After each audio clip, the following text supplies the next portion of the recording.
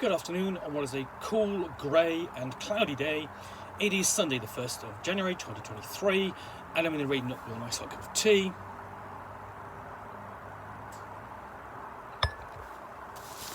And a parcel to continue unboxing. And the next thing I'm going to pull out of here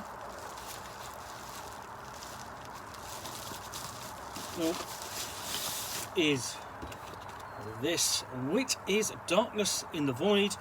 A first contact leads to death and disaster on a strange alien world. It's from Stgian Fox Publishing. It's for mature gamers and it's for use with Call of Cthulhu 7th edition, and it's part of the Cthulhu Tomorrow setting, which Stgian Fox has basically visited in scenarios but not as a setting book. And this is part of the Fox Country series of Patreon releases, which you can subscribe to. It's a short scenario, science fiction. Darkness in the Void. The corporation known as the Galilee Heavy Industries and the investigators are trained officers who work for the corporation in various capacities in their space program. They've been ordered by the corporation to take part in a mission to a solar system many thousands of light years from Earth, where a habitable planet has been detected. The scenario begins with the investigators awakening from suspended animation in a new system far from home.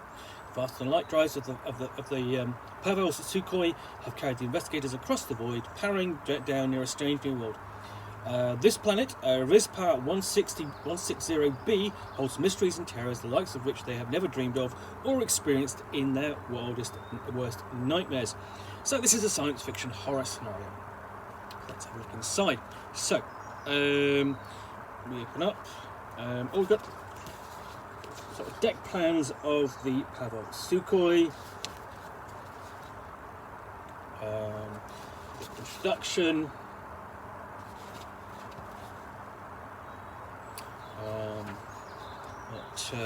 Covering the arrival, Q conference. Essentially, you wake up and go and get informed about the mission, and so on.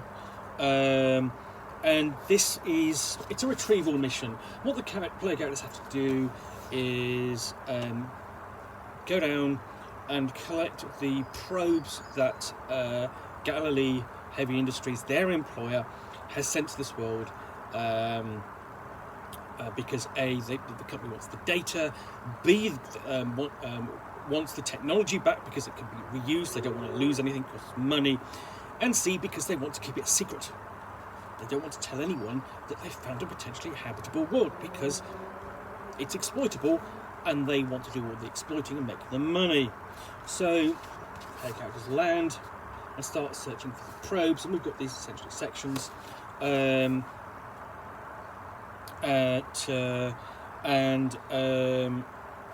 You essentially, they are looking for these particular probes, and they're sort of like named like Sister Nancy and Sister Sledge in a sort of like a quite silly, either amusing or silly way, depending.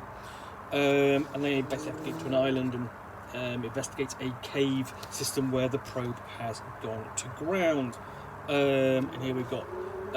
So that's Sister Nancy, and this is for Sister Sledge. This is the one they're going to find in the cave system.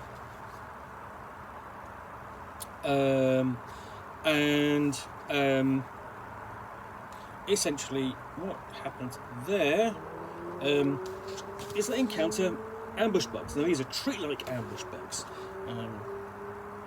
Basically, white skeletal trees. An intelligent life form, which of course will hunt the player characters, and they have to run for it with the technology, bring that back and get off world. Okay. And that's it. So what you've got in here is rewards and repercussions. If they recover the ground drones, they get sanity back. What for? They've done their job. They've not encountered the mythos. They might have carried some monsters that will eat them, but further adventures, further mysteries it mentions here. And then you've got a list of all the skills and how they work for the player characters, NPCs, including the captain, and then the stats for the alien life forms on risk part 160B. And that's what they look like. And then you've got the pre-generated characters.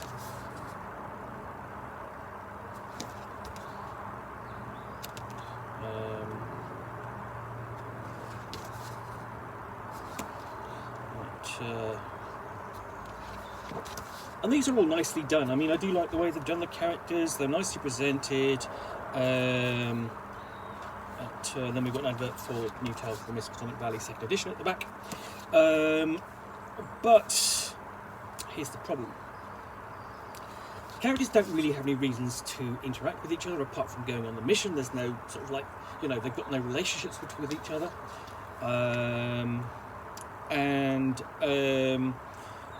The scenario essentially sort of like consists of make some skill rolls, land on the planet, go to the caves, retrieve the probe, run and jump, jump and run, get back to the shuttle, take off. That's it. And there isn't any investigation, so I call them investigators. And there isn't really anything in the way of role playing. It's more sort of like kind of, I don't really. There isn't any sort of like, there's no mythos threat here. There's no real information about Galilee Heavy Industries. They're a sort of like they sort of like from other scenarios I've looked at. They are the bad guys in this setting, apart from obviously the mythos. They don't really do anything here, and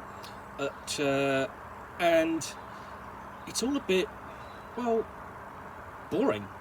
To be fair, it's not a great scenario. It's you know, it's short. You can play it in a couple of hours. You know, if that doesn't really interest you, know, doesn't give you any real background upon the setting.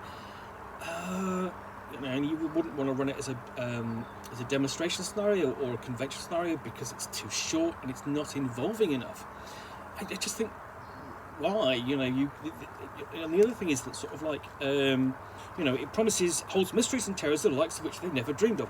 Well, the player characters only encounter one terror, which is these walking trees that want to eat them, and they run away from them. You've got the planet beneath. Planet could have other mysteries that require investigation. There's treacherous but unexplored North and South poles to consider, plus many other islands and that huge jungle-filled continents that may hold horrors and treasures unbound. At the Pavel Sukhoi, while orbiting risk past 160B, may have detected an energy source, a strange alien signal, or even remnants of an alien civilization. A return to the planet could be for something mundane like collection of plant samples, or something dangerous like the retrieval of a live stalker. But what if the stalker broke free aboard the Pavel Sukhoi?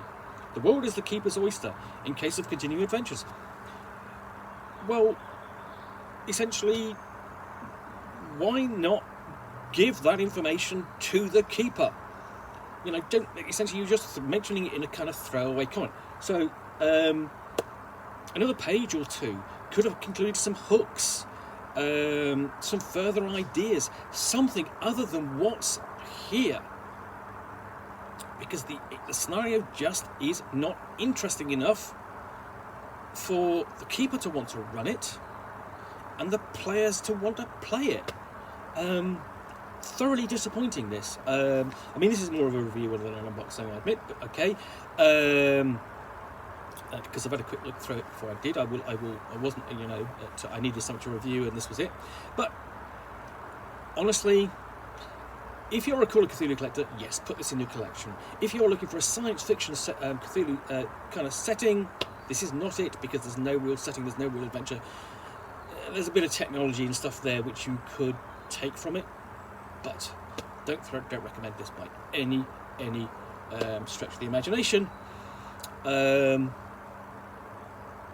Publisher could have been done so much better. In the meantime, thank you very much for watching another unboxing in the Nook. If you've enjoyed this, then please do click on the like button down below. And of course, if you've got any comments or feedback, I do appreciate you taking the time to post those. And lastly, if you want to be alerted to yet more unboxing in the Nook, where you will see me out here with a parcel, which I will continue to unbox, and pull out books or games which I will talk about to the best extent of my knowledge for roughly 10 minutes or so, all, of course, accompanied by a nice hot cup of tea.